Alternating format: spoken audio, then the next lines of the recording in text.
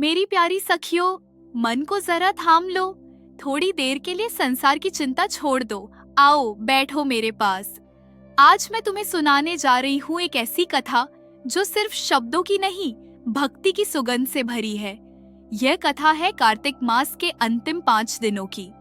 ऐसे 5 पवित्र दिन जिनमें हर दीप में भगवान विष्णु का प्रकाश बसता है और हर भक्ति में तुलसी माता की महिमा गूंजती है। कहा जाता है, जो इन 5 दिनों में तुलसी पूजन, दीपदान और हरिनाम करता है, उसके जीवन से अंधकार सदा के लिए मिट जाता है और उसे प्राप्त होता है स्वयं वैकुंठ धाम का आशीर्वाद। इन्हीं पावन दिनों की एक कथा है, एक साधारण गृहस्थ की, जिसका नाम था सुधाकर, जिसने भक्ति से ऐसा दीप जलाया कि उसका उजाला आज तक धरती और स्वर्ग दोनों को आलोकित करता है। काशी नगरी में एक सज्जन रहते थे, नाम था सुधाकर। ना बड़े धनवान, ना ज्ञानी, पर हृदय निर्मल और ईश्वर में अपार आस्था रखने वाले।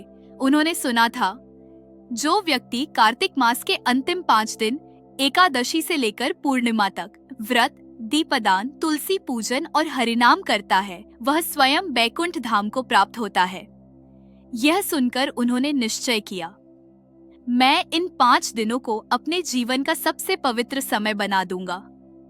पहला दिन प्रातःकाल गंगाजल से स्नान कर उन्होंने तुलसी माता के आगे दीप जलाया। मृदुल स्वर में कहा, हे तुलसी माता, हे नारायण, मेरे जीवन को पवित्र करो। दीप की लौ में उन्हें अपने भीतर ईश्वर का स्पर्श महसूस हुआ। अगले दिन घर में चोरी हो गई। लोग हंसे, बोले, तेरे व्रत से क्या फल मिला? पर सुधाकर बोले, भगवान की परीक्षा ही सच्चे भक्त की पहचान है। और उन्होंने फिर से वही दीप जलाया, जो अब अटूट विश्वास की लौ बन चुका था। तीसरे दिन उनका प्रिय मित्र बीमार पड़ा। सुधाकर ने अपना अन्न त्याग कर उसे भोजन कराया। रात में विष्णु भगवान स्वप्न में प्रकट हुए, बोले, वत्स, आज तूने मुझे ही भोजन कराया है। और सुधाकर का हृदय भक्ति से भर गया। चौथा दिन, उस दिन सुधाकर ने नदी किनारे 100 दीप प्रवाहित किए। प्रत्येक दीप में अपने दूहक और भय बांध दिए। दीप तैरते गए, जैसे सारे दूहक जल में विलीन हो गए।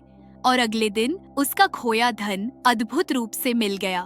5वां दिन पूर्णिमा की सुबह सुधाकर ने आकाश की ओर निहारा और कहा, अब जो भी है सब तेरा है प्रभु। उसी क्षण आकाश में दिव्य प्रकाश फैला। विष्णु भगवान प्रकट हुए। वत्स, तेरे 5 दिन 5 जन्मों का पुण्य है।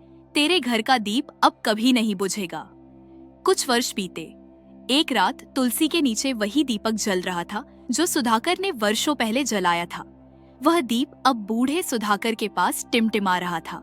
उसके होठों पर केवल 2 शब्द थे, नारायण, नारायण।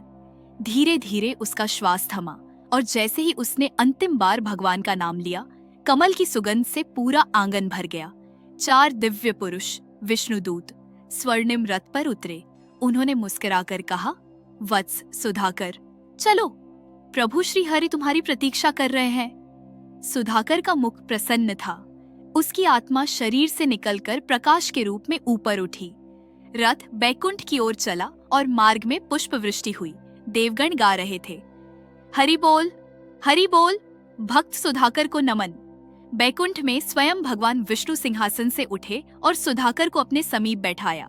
वो बोले, वत्स, तूने धन या यज्ञ से नहीं, सिर्फ प्रेम और भक्ति से मुझे पाया है।